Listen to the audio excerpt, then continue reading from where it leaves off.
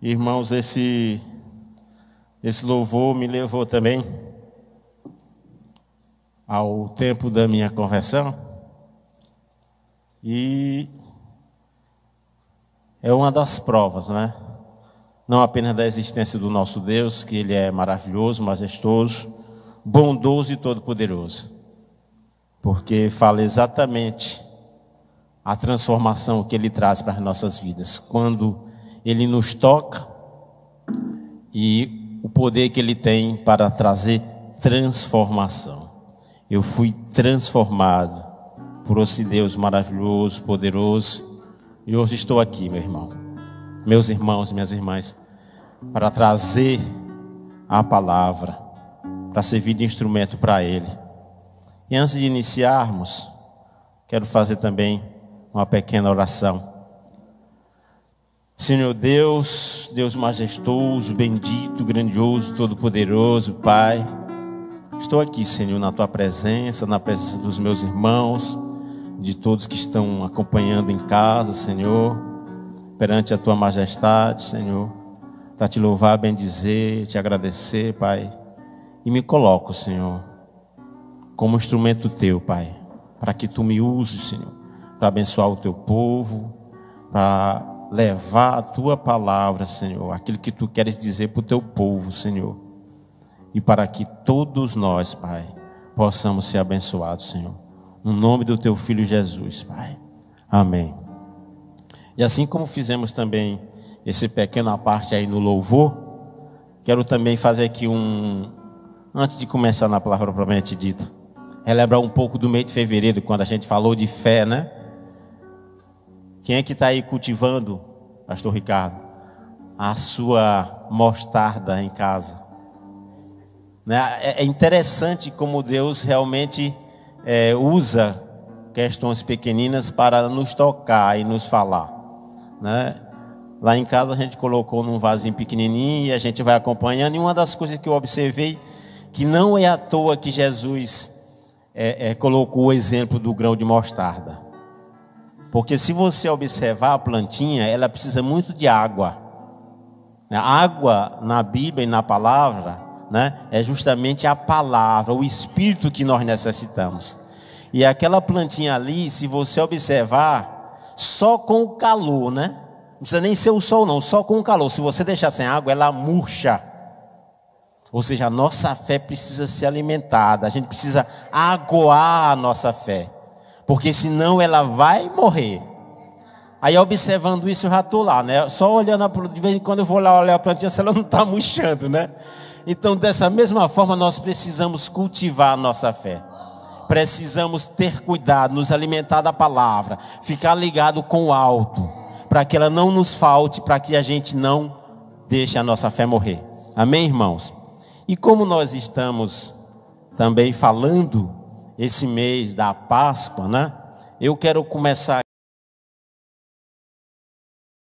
aqui o Salmo 47, né? Quando a gente preparava aqui a palavra, Deus nos trouxe, eu disse, Senhor, por onde a gente inicia? E Ele me deu o Salmo 47, que eu vou ler aqui para os irmãos.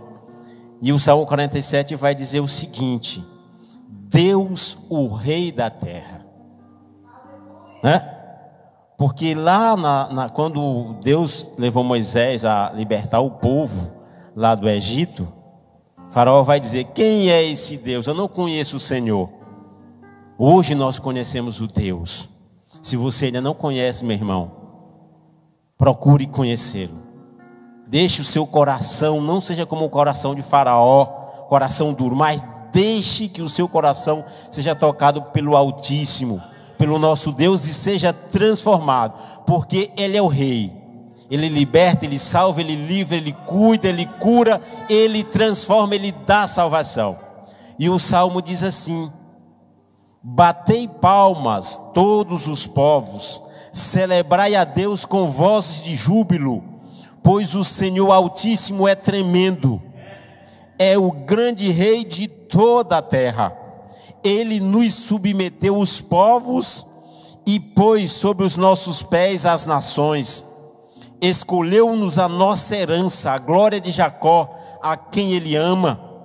Subiu Deus por entre aclamações do Senhor ao som de trombeta.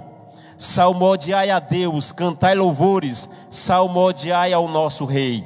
Cantai louvores. Deus é o Rei de toda a terra. Vou repetir. Deus é o Rei de toda a terra. Salmodiai com harmonioso cântico. Deus reina sobre as nações. Deus se assenta no seu santo trono. Os príncipes dos povos se reúnem. O povo do Deus de Abraão, porque a Deus pertencem os escudos da terra. Ele se exaltou gloriosamente. Meus irmãos, e foi o que Deus fez quando enviou Moisés juntamente com Arão para tirar o povo da escravidão do Egito. Por isso que Deus nos deu essa palavra de começarmos mostrando que não é apenas ontem que Ele é o Rei da terra, mas hoje Ele é o Rei da terra. E nós, no momento em que vamos falar aqui, nós vamos nos ater entre o capítulo 5 até o capítulo 10 de Êxodo. Por quê? Nessa parte é a parte que vai trazer, desde quando Moisés voltou de Midian, teve lá um encontro com Deus na sarça ardente, e depois vai até justamente a instituição da Páscoa, que foi o quê? Foi quando houve a morte dos primogênitos no Egito, né? E então foi aí que o coração de Faraó não dizer se quebrantou, mas reconheceu a soberania, o poder de Deus, que era o único e verdadeiro Deus, né? E aí instituiu-se a Páscoa. É até aí que nós queremos ir, porque nós vamos falar sobre, o tema seria a luta dos deuses contra Deus. Por que a luta dos deuses contra Deus? O Egito antigo, ele não cultuava um Deus, mas vários deuses. Havia um panteão de deuses que os egípcios cultuavam e adoravam, e era Deus para cada uma das finalidades. Então nós vamos mostrar aqui essa passagem da libertação das pragas, né, da instituição da Páscoa, sobre esse prisma, essa diferença que às vezes a gente não observa. Por que que Deus fez as pragas? E as pragas tinham uma finalidade. Cada praga atingia não apenas o povo, mas atingia um Deus, a que os egípcios veneravam e adoravam. Enquanto que os escravos, que viviam debaixo, né, de chicotadas e de viver, como se diz, sofrendo todo tipo de injustiça e sofrimento, tinham apenas um Deus.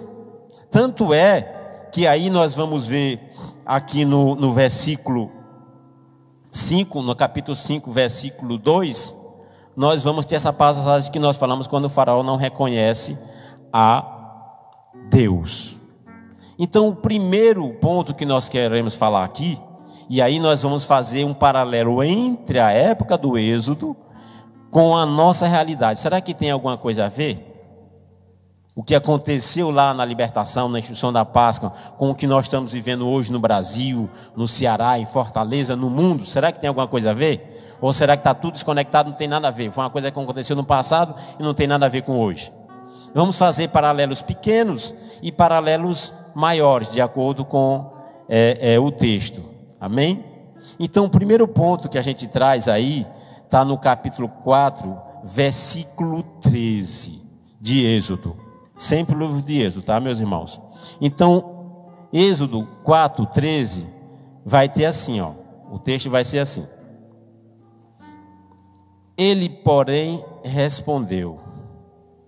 Isso é Moisés falando para Deus. Ah, Senhor, envia aquele que hás de enviar, menos a mim. Então se acendeu a ira do Senhor contra Moisés e disse: não é Arão, o levita, teu irmão? Eu sei que ele fala fluentemente, e eis que ele sai ao teu encontro, e vendo-te, se alegrará em seu coração. Tu, pois, lhe falarás, e lhe porás na boca as palavras, eu serei com a tua boca e com a dele, e vos ensinarei o que deveis fazer. Ele falará por ti ao povo, ele te será por boca, e tu lhe serás por Deus. Incrível o que Deus faz, né, meu irmão? Se você volta aqui um pouquinho na palavra, você vai ver que tem mais ou menos, desde quando Moisés, o capítulo 3 até o final do metade, né, do capítulo 4, é Moisés debatendo com Deus, né? Deus mostrando a grandiosidade, mostrando lá, né, a questão do bordão que transforma lá em serpente, a questão da lepra, né? A própria sarça já foi o que atraiu Moisés, mas até aqui, na hora de ir, Moisés, Senhor, envia a mim não, envia outro. O que isso nos demonstra, meu irmão? E aí Deus deu um ultimato para ele, né? Vai tu mesmo. Quero conversa não, vai tu e tu vai ser ajudado lá pelo teu irmão. Deus encerrou o assunto, não tem mais conversa. Parece até menino, filho da gente, quando está querendo uma coisa, a gente diz, não quero saber mais conversa não, encerrou o assunto.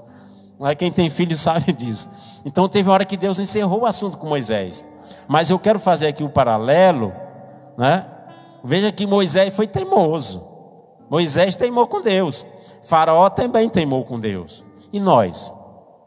Você, meu irmão, será que você teima com Deus? Será que nós duvidamos de Deus? Eita, meu irmão, às vezes a gente está tão convicto das nossas ideias, tão convicto, né, das nossas, digamos assim, visões, da nossa compreensão, e a gente vai contra Deus. A gente quer estar certo e quer dizer que está errado. Já imaginou a prepotência, a arrogância? Parecido com o faraó, né? Às vezes nós temos um pequeno faraó nas nossas mentes, nas nossas barrigas, né?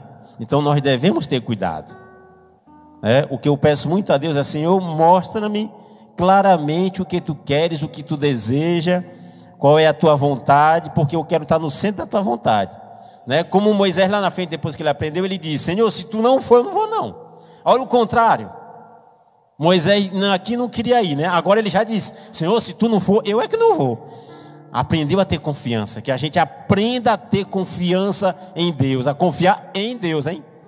Olha lá, meu irmão, confiar em Deus, tá bem? Aí, no início do capítulo 5, nós temos Moisés e Arão indo a Faraó. Nesse primeiro momento aqui, eu quero fazer também um outro paralelo, que não é nessa hora, a primeira vez que Moisés e Arão vão a Faraó, que acontece lá o duelo das serpentes, dos bordões, não. Né? Quando ele vai a primeira vez, ele se apresenta lá, o que acontece é o seguinte, né? Ele vai acontecer, primeira coisa, Faraó não vai reconhecer a Deus. Aí está no capítulo 5, eu quero falar justamente do item 2, do versículo 2.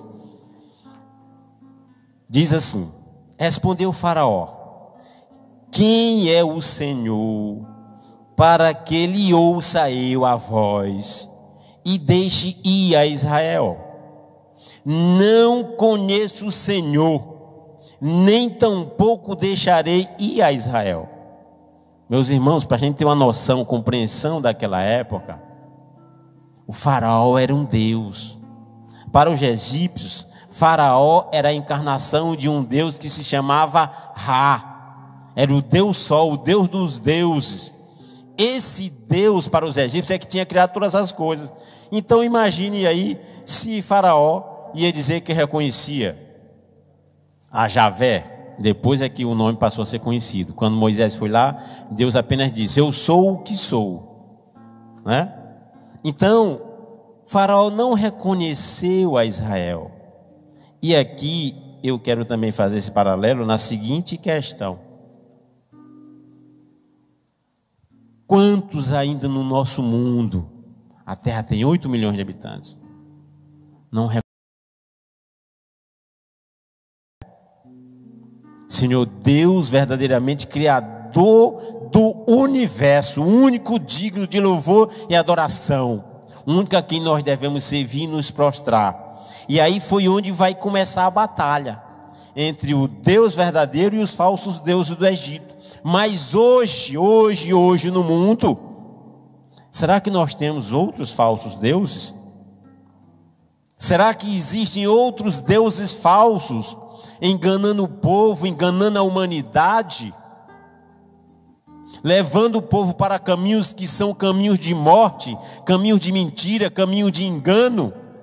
Você, meu irmão, está servindo a qual Deus? Qual é o seu Deus? É o Deus verdadeiro? É o Deus de Israel? É Javé? É o Senhor Rei da terra, que tudo pode? E aqui nós vamos ter justamente os exemplos, a demonstração do que Deus faz. Você pensa que foi apenas lá no Egito? Ou hoje Deus não faz? Deus não muda? Deus não age? Então, meu irmão, minha irmã, você que está nos ouvindo, pense nisso. A que Deus você está servindo? Você está reconhecendo o verdadeiro Deus? Você está se prostrando a Ele, adorando a Ele? Então aqui, quando Moisés e Arão falaram com Faraó e ele não reconheceu a Deus e ainda mandou fazer o seguinte: esse povo aí está muito folgado, vamos tirar as palhas deles e eles vão agora ter que dar a mesma quantidade de tijolo sem a palha. E por conta disso, por conta dessa situação, ele aumentou a carga de trabalho para os egípcios, para os israelitas, Os capatazes dos israelitas foram açoitados. Detalhe aqui, esses capatazes eram também israelitas, viu? E esses foram reclamar de Faraó. Mas Faraó, só porque veio aqui 2 homens falar aqui no nome da gente, tu está nos apenando? E Faraó não quis saber de conversa. Agora é assim, vocês vão ter que produzir o mesmo tijolo, sem palha, vão ter que buscar a palha e vão ter que fazer o trabalho de vocês. Quando esses capatazes saíram da presença de Faraó, se encontraram com Moisés e Arão e reclamaram para Moisés e Arão, E aí vai dizer assim, no versículo 21 do capítulo 5 de Êxodo, os capatazes do povo de Israel falando para Moisés e Arão, e lhes disseram: olhe o Senhor para vós outros e vos julgue, porquanto nos fizestes odiosos aos olhos de Faraó e diante dos seus servos, dando-lhes a espada na mão para nos matar. Isso aí foi logo após eles saírem da presença de Faraó e foram ter com Moisés e Arão. Aí Moisés foi orar a Deus. Depois foi então que foi haver aí Moisés novamente falar a Faraó, porque Moisés foi lá para o Senhor, assim como os capatazes falaram para Moisés, Moisés foi falar para Deus: Senhor, tu me chamasse aqui para me libertar o povo e tal, o que está acontecendo é isso assim, o povo está sendo mais açoitado, o povo está sendo mais fustigado. Como é que vai ser esse negócio? Aí Deus disse novamente a ele, agora no capítulo 6, versículo 10: falou mais o Senhor a Moisés, dizendo: vai ter com Faraó, rei do Egito, e fala-lhe que deixe sair da sua terra os filhos de Israel. E Moisés foi. Aí a gente sai daqui do 6, vamos lá para o capítulo 7. O capítulo 7 é onde vai haver aquela demonstração que Deus falou a Moisés, onde vai haver o cajado transformado em serpente, os magos vêm e fazem a mesma coisa, Aí nós vamos já no versículo 10, capítulo 7, versículo 10 vai dizer assim: então Moisés e Arão se chegaram a Faraó e fizeram como o Senhor lhes ordenara. Lançou Arão seu bordão diante de Faraó e diante de seus oficiais, e ele se tornou em serpente. Faraó, porém, mandou vir os sábios encantadores, e eles, os sábios do Egito, fizeram também o mesmo com as suas ciências ocultas, pois lançaram eles cada um seu bordão, e eles se tornaram em serpentes. Detalhe aqui: mas o bordão de Arão devorou os bordões deles. Meus irmãos, a serpente era um dos deuses do Egito. Só que a serpente não era um deus adorado, venerado, pelo contrário, ela era temida, era um Deus a ser temido, não havia templo para a serpente. O nome desse Deus se chamava Apófis. Quem quiser pode assistir aí, tem na internet um filme sobre os deuses do Egito, e também tem um material muito bom com o pastor, arqueólogo e cristão Rodrigo Silva. Nesses dias antes de chegar aqui a nosso momento de pregar, a gente andou assistindo para nos prepararmos e nos informarmos. Então essa serpente Apófis, assim diz a história lá do Egito Antigo, ela era o demônio, o líder dos demônios, que quando o Deus Ra, que era o sol ia se pôr, ele ia dormir, então a serpente, antes do rei Sol surgir de novo no amanhecer, a serpente tinha uma batalha com o Deus Ra, para justamente tentar impedir que houvesse um novo dia. Então essa serpente era temida. Então vejam aqui que houve o primeira sinalização de Deus para os egípcios, para Faraó. Porque o que aconteceu? O bordão de Arão engoliu os bordões dos magos. Ou seja, a serpente de Deus era mais poderosa do que a serpente dos egípcios. Com certeza essa foi a sinalização. Mas Faraó fez o quê? Diz a palavra que ele endureceu o coração. E muitas vezes, meu irmão, minha irmã, muitas vezes você que está nos ouvindo, você está envolvido numa situação difícil, está aí sendo enganado por um demônio. Muitas pessoas, inclusive, nem acreditam em demônios, o que é pior ainda, né? Porque você já está sendo enganado por um demônio. Saber que existe demônio é uma coisa, mas você nem acreditar em demônio, como diz aqui, e aprendi com a irmã Rosângela, né? Satanás não brinca de ser Satanás. Então, muito cuidado. Porque assim como foi dado um sinal para Faraó, muitas vezes, aliás, sempre, Deus nos avisa do que vai fazer. Deus nos sinaliza, Deus nos mostra para onde a gente está caminhando. Eu digo isso porque eu falo por mim mesmo. Quantas vezes Deus me sinalizou? Até que a gente tenha que nos quebrantar. Glória a Deus, glória a ti, Senhor, que tu és um Deus misericordioso, que não te alegras com a morte do ímpio, mas antes deseja que ele se arrependa e seja salvo. Nosso Deus não é um Deus que deseja a morte nem do pecador, assim diz a palavra, amém? Vamos mais à frente, aí nós temos, depois desse primeiro sinal, nós temos a questão da água transformada em sangue. Aí novamente, nessa hora, né, a gente conhece muito bem quando Arão estendeu lá, quem vê no filme se lembra da imagem, Arão estende o bordão e as águas do rio Nilo são transformadas em sangue. Mais um Deus, ou melhor, 2 deuses foram derrotados nesse evento aí, meus irmãos. 2 deuses. O próprio Nilo era considerado um deus para os egípcios. E outro deus, esse primeiro deus que era chamado de Api, ele era o Deus da fertilidade, porque o rio Nilo ali, aonde estava, digamos assim, edificada, né, consolidada a civilização egípcia, a riqueza dela todinha provinha do rio Nilo, que dava terras férteis para a produção, dava água para o povo, né, permitia a navegação, o comércio. Então esse Deus aí, o Nilo, ele era o Deus da fertilidade.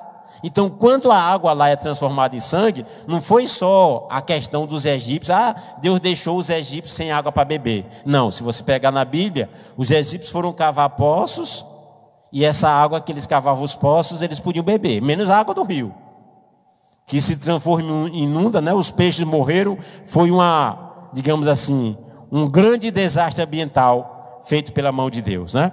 Então esse Deus Api, Deus da fertilidade, a quem os egípcios cultuavam, foi derrotado aí. Mais uma demonstração de que Javé é o Deus verdadeiro e todo-poderoso. Onde estava o poder do Deus Api dos egípcios? E havia também uma outra deusa, chamada de Sobeque. Aliás, outro Deus Sobeque. Esse Deus, meus irmãos, era um Deus que tinha a cabeça em formato de crocodilo. Porque o crocodilo lá do Nilo, né, ele é muito forte, muito poderoso. E os egípcios sempre acreditavam que os deuses ou tinham forma humana ou tinham forma de animais. Tem vários deuses com várias formas, principalmente de animais. Então esse deus Sobek, que era o deus crocodilo aí, ele que era um deus que às vezes até simbolizava a força do exército do faraó, porque o crocodilo é um animal forte, é um animal terrível, né, que mete medo. Ele fazia o quê? Ele vivia lá, e se não fossem feitos sacrifícios a ele, esse Deus iria atacar as pessoas, ia atacar as embarcações, comia animais que ficavam ali pelas margens do rio. Então esse Deus Sobek também foi derrotado nessa praga aqui. Amém? Vamos um pouquinho mais à frente, nós vamos ter a segunda praga, que foi a praga das rãs.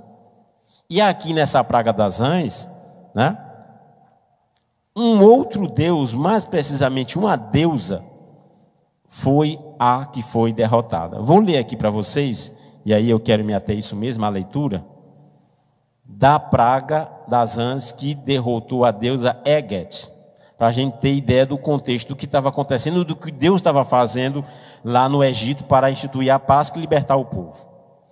O texto que eu trouxe vai dizer assim: em Antinópolis, um dos centros de culto de Quinum era o Deus que criava os homens em sua roda de oleiro. Sua esposa era a deusa Eget, uma estranha divindade representada por uma rã, ou por uma mulher com cabeça de rã, e estava associada à criação e ao nascimento de pessoas, sendo que esse casal de deidades assistia aos passos dos seres humanos. Ao indivíduo recém-criado pelo marido, olha lá, o Deus Quinum criava os homens numa roda de oleiro, e depois que o indivíduo, né, a criança era criada pelo marido, a deusa Eget, com cabeça de rã, transmitia o sopro de vida antes do feto ser colocado para crescer no útero da mãe. Então imagine aí, vocês, que essa deusa que os egípcios adoravam, milhares, milhões de rãs invadindo as casas. O que os egípcios iam fazer? Porque se eles expulsassem as rãs, se eles matassem as rãs, pastor Ricardo, eles estariam agredindo uma deusa. Vocês estão vendo aí o que Deus está fazendo, como Deus está demonstrando? Eu creio também que Deus estava falando com o povo de Israel também. Por quê? Será que entre o povo de Israel não tinha quem adorasse também? Quem acreditasse nessa deusa aqui? Será que não?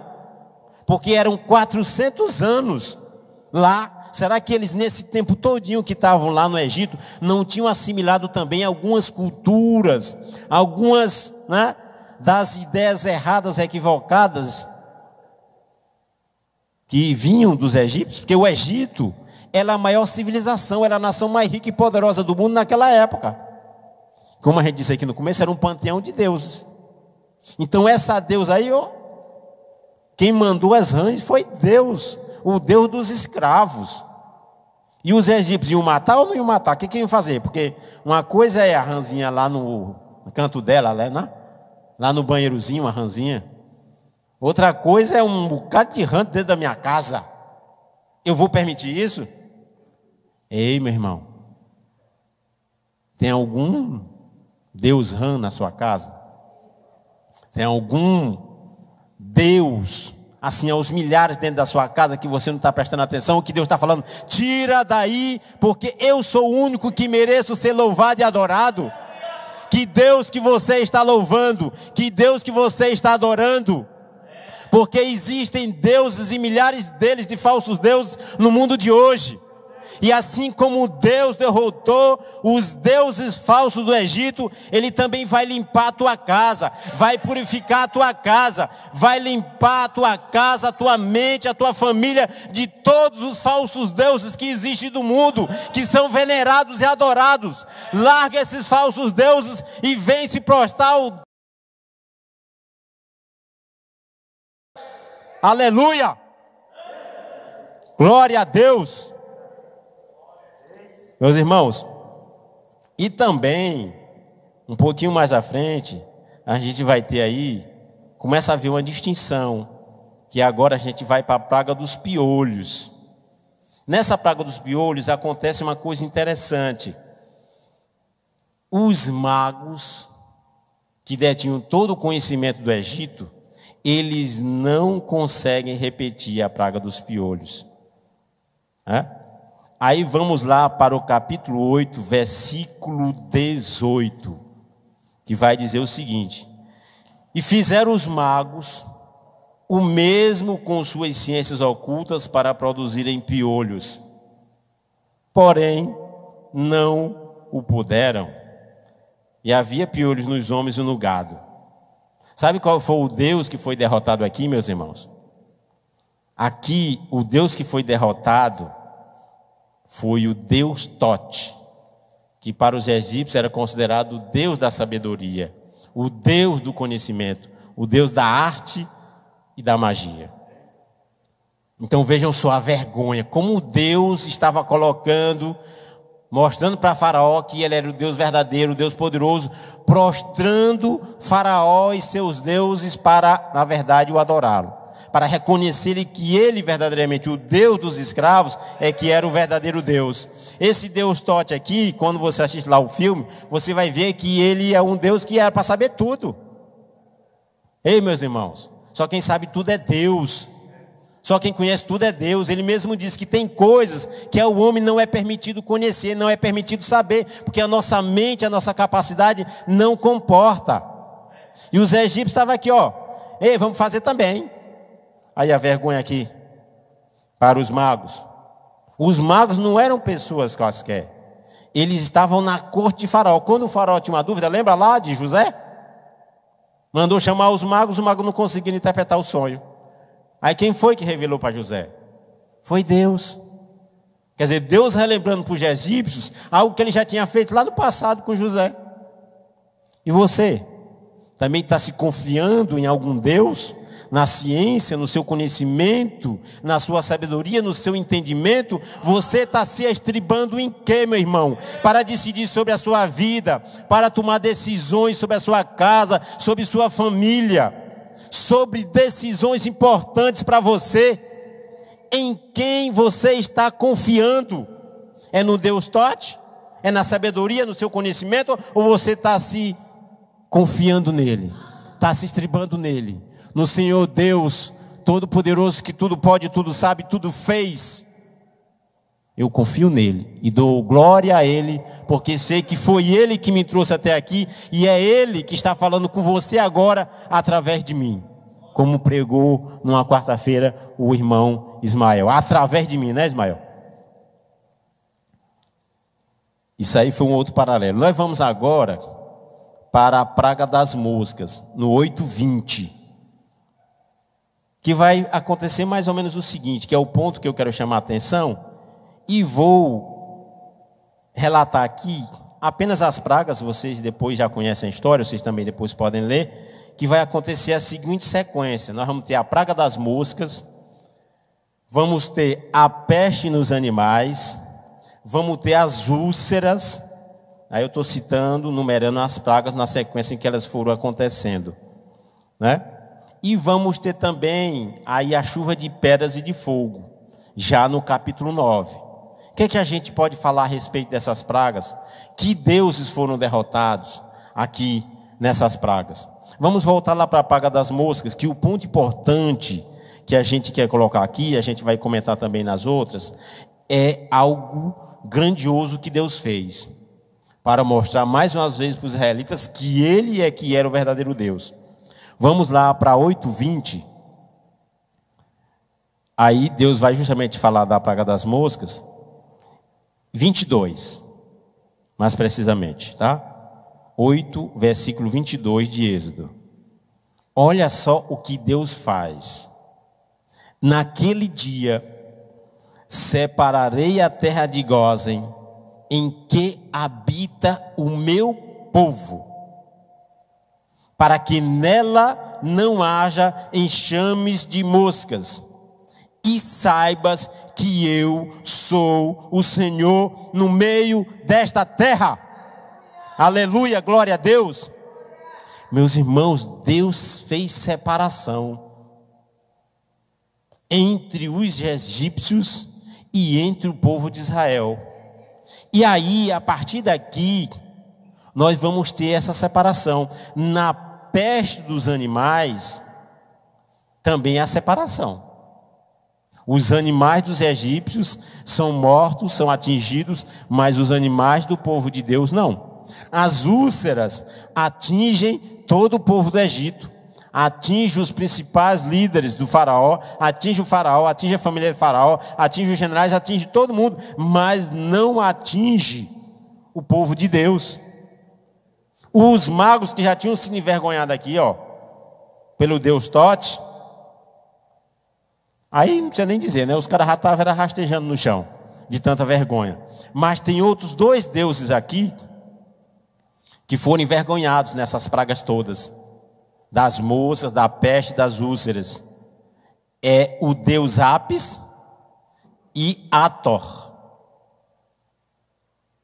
Não sei se vocês lembram, vão lembrar agora, que quando Moisés vai lá falar com o faraó e pede para sair, aí faraó, não, Moisés, faça o seguinte, Moisés, faça aqui o seu culto, cultive, adore o seu Deus por aqui mesmo, fique aqui pertinho.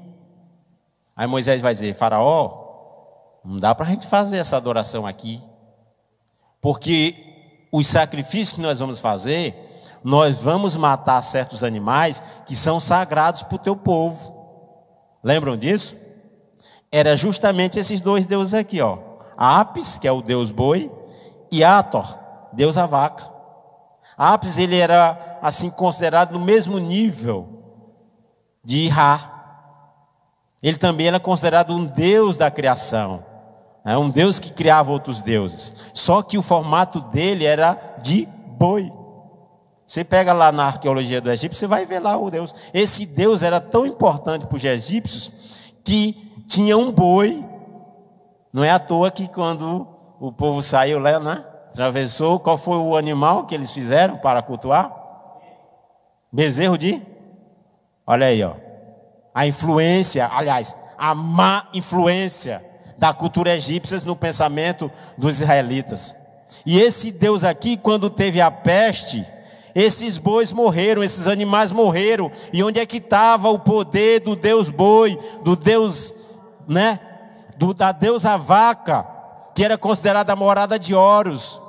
Horus era um outro nome para o Deus Sol. Esse Deus Sol, quando ele ia dormir, que passava o dia, o sol se punha, aí a religiosidade egípcia dizia que o Deus Sol, ou o Deus Horus, ele ia dormir, descansar no seio dessa deusa aqui, dessa deusa vaca. Ele ficava à noite mamando nessa vaca. E esse boi, esse Deus era tão venerado pelos egípcios que quando esse boi, eles procuravam um boi que tivesse as mesmas qualificações do que diziam a religião. E eles pegavam esse boi e colocavam separado e adoravam, levavam esse boi em procissões. E quando o boi morria, sabe o que eles faziam? Eles faziam também como é que diz? Igual os faraós, eles pegavam e faziam a mumificação. Interessante, para vocês terem ideia a que ponto chegava a adoração desse boi. Então esses deuses aqui, o Apis e Ator, foram derrotados. Deus mostrou que eles não tinham poder para nada, porque os animais morreram, né? O povo teve úlcera, houve moscas, e nada aconteceu com o povo de Israel. Mais uma demonstração de que o Deus verdadeiro é Javé, é o Senhor, o Deus dos escravos. E como antepenúltima praga, nós temos a chuva de pedras e de fogo. Irmão,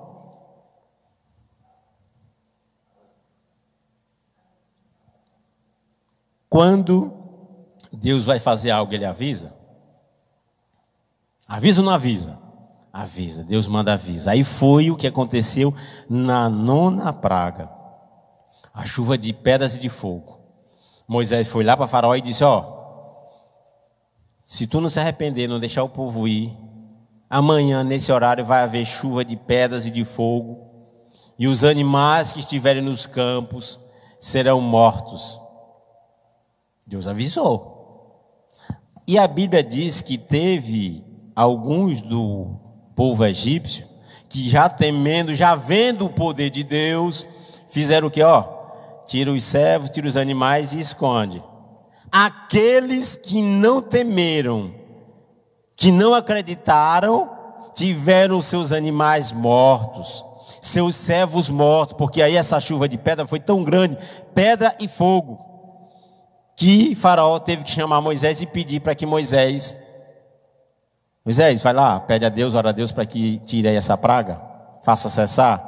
Mas Faraó novamente, não libertou o povo. Foi só uma história dele, livra aí a gente, depois a gente resolve. Foi engano. E aí veio novamente uma outra praga, mais duas pragas: a praga dos gafanhotos e a praga das trevas, que aí já estavam caminhando para o final, A praga dos gafanhotos foi novamente o deus Tote, aquele deus da sabedoria. Mais uma vez ele foi envergonhado. Sabe por quê? Nessa praga dos gafanhotos, segundo a religião egípcia da época, esse deus Tote, ele também tinha o poder de destruir pragas, como o de gafanhotos e de largatas. Ei, cadê Tote, hein? Tote perdeu mais uma. Teve praga, foi destruído plantação, foi destruído tudo. E a palavra de Deus vai dizer que parece que, se não me engano, só o trigo e uma outra plantação lá não foi destruída, porque ainda não tinha a época de colheita. Essas, como estavam no início, não foram destruídas, Mas o deus Tote novamente foi envergonhado. E na nona praga, que é a praga das trevas, e aí, digamos assim, Deus já estava dizendo: você observa nessas pragas, de acordo com Deus, Deus está indo num crescente. Deus está aumentando a dosagem. Deus está mostrando cada vez mais: isso não é certo, isso não é certo, isso não é certo, isso aí não funciona, isso é mentira, isso é engano. Deus revelando para os israelitas e revelando para os egípcios. A cada praga era um ensino, uma explicação, uma liberação de mente, uma transformação de mente para entender quem é o Deus verdadeiro. E Deus faz assim com a gente. Ele vai nos ensinando, Ele vai nos transformando, Ele vai limpando a nossa mente, vai limpando o nosso entendimento, meu irmão. E Deus estava fazendo assim com os egípcios e com o povo dele. Porque com certeza tinha gente que acreditava. A nona praga foi a praga das trevas. Quem foi o grande Deus dos egípcios aqui derrotado? Quem? Ra. Ra era simplesmente o Deus dos deuses, ou o Zeus dos gregos, Porque ele que comandava tudo. Esse Deus podia tudo. Era o maior Deus do panteão egípcio. E quando o Deus lá, através de Moisés, lá no capítulo 10, versículo 21, vamos lá para 10, 21, nona praga. Então disse o Senhor a Moisés: estende a mão para o céu e virão trevas sobre a terra do Egito, trevas que se possam apalpar. Meu irmão, não dá nem para a gente imaginar aqui, como seriam essas trevas que se possam apalpar? E cadê o Deus Ra? Cadê o Deus Sol? Porque os egípcios acreditavam que ele ficava num duelo com a Apis, Aliás, com Apófis. Cadê ele para trazer o sol, para trazer o dia? Derrotado completamente. Não tinha poder nenhum. Deus mostrou que nem o Deus que os egípcios acreditavam podia livrá-los das mãos dele, o verdadeiro rei, o verdadeiro Senhor, o verdadeiro Deus. Todos os deuses egípcios aqui tinham sido fragorosamente derrotados. E Faraó continuava com o quê? Com um coração duro. E eu faço uma pergunta aqui. É um paralelo que eu trago aqui para você que está nos ouvindo em casa, meu irmão, para você, minha irmã. Eu pergunto para que hoje atinge o mundo. Será que o mundo é atingido por trevas? Será que essas trevas são tão espessas quanto as trevas que tornaram o Egito, os egípcios na escuridão naquela época do Êxodo? São trevas espirituais, são trevas mentais, são trevas de coração duro. Não seja assim, meu irmão, não seja assim, minha irmã. Você que está me ouvindo, ei, abra a sua mente, abra o seu coração, quebrante o seu coração e volte o seu entendimento para Deus, para o nosso Deus, para o único Deus vivo e todo-poderoso. Ele livra, Ele salva, Ele liberta, Ele tira toda a treva. Ele não vai te deixar em treva, Ele não vai te deixar perdido, Ele não vai te deixar ser devorado, Ele não vai te deixar ser escravizado, não vai te deixar escravo nessa terra atual de pequenos faraós em todo o Brasil, em todo o mundo, em nossa cidade. Quantos pequenos faraós existem no nosso Brasil, no nosso Ceará, na nossa Fortaleza, no mundo, querendo roubar a liberdade, o direito de ir e vir.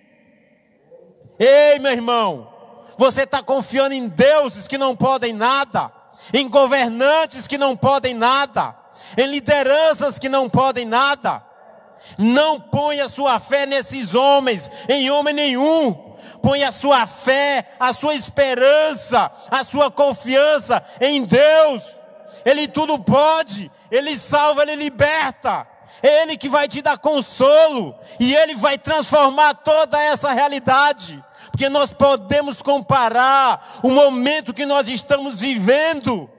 Nós podemos fazer sim um paralelo com o Êxodo. O Brasil está passando por um êxodo, a igreja está passando por um êxodo, as famílias estão passando por um êxodo, nós estamos passando por um êxodo. Mas em quem você está confiando?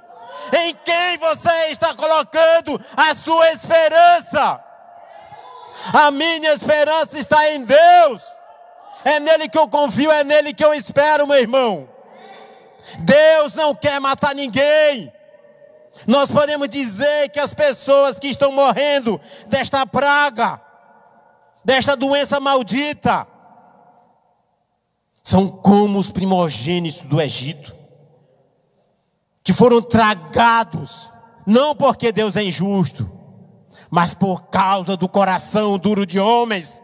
Quantos homens, quantos governantes em todas as esferas de poder estão com o coração duro, embrutecidos, cegos, nas trevas, seja no judiciário, seja no executivo, seja no legislativo, em todas as esferas. Será que nós precisaríamos estar passando por tudo isso? Mas Deus não quer falar apenas para homens, para governantes. Deus quer falar também para a sua igreja. Será que a sua igreja está o adorando corretamente? Será que a sua igreja também não está em trevas? Será que a sua igreja realmente está com o coração contrito, quebrantado, louvando e adorando o seu nome? Oh Deus! Ah, Senhor, Tu és majestoso, Pai, Tu és digno, Tu és santo. O Teu povo, Pai, tem que Te buscar, como na época do Egito, do Êxodo, nas suas casas. Mas o sinal é para ser no coração. O sinal não é nas portas, é no agir, é no confiar, é na forma de viver. Porque há muitos cristãos que estão louvando e adorando falsos deuses, que estão com sua mente, o seu coração entregues a Ra, entregues a Eguete, a Apófis, a Horus modernos, faraós modernos. Pai, assim como Te libertastes, Pai, o povo do Egito, assim como Tu fizestes a Páscoa, libertaste o Teu povo, Pai. Mas não foi só tirar do Egito, Pai. Tira o Egito, Pai, do coração, da mente do teu povo, da nação brasileira, Pai, do Ceará, de Fortaleza. Tira, Senhor, esses falsos deuses, revela o teu poder, traz transformação para a tua igreja, firma os pés da tua igreja, levanta novos Moisés, Pai, levanta novos Arões, Senhor. E Pai, para finalizar, quero dizer aqui, quero falar aqui de João 3,16, versículo tão citado, mas que é para deixar o teu consolo, o teu bálsamo, a tua paz sobre nós. Porque Deus amou o mundo de tal maneira que deu o seu único Filho, para que todo aquele que nele crê não pereça, mas tenha a vida eterna. Amém? Porque Jesus é a nossa Páscoa, Deus é a nossa Páscoa, Ele é o Salvador, Ele é o nosso Deus, e nele a igreja será mais do que vencedora. A nossa Páscoa, a Páscoa do povo de Deus está chegando. Os faraós modernos serão derrotados, e a igreja, o Brasil, o Ceará e Fortaleza te pedirão, te louvarão e te dirão: feliz é a nação brasileira, cujo Deus é o Senhor. Aleluia!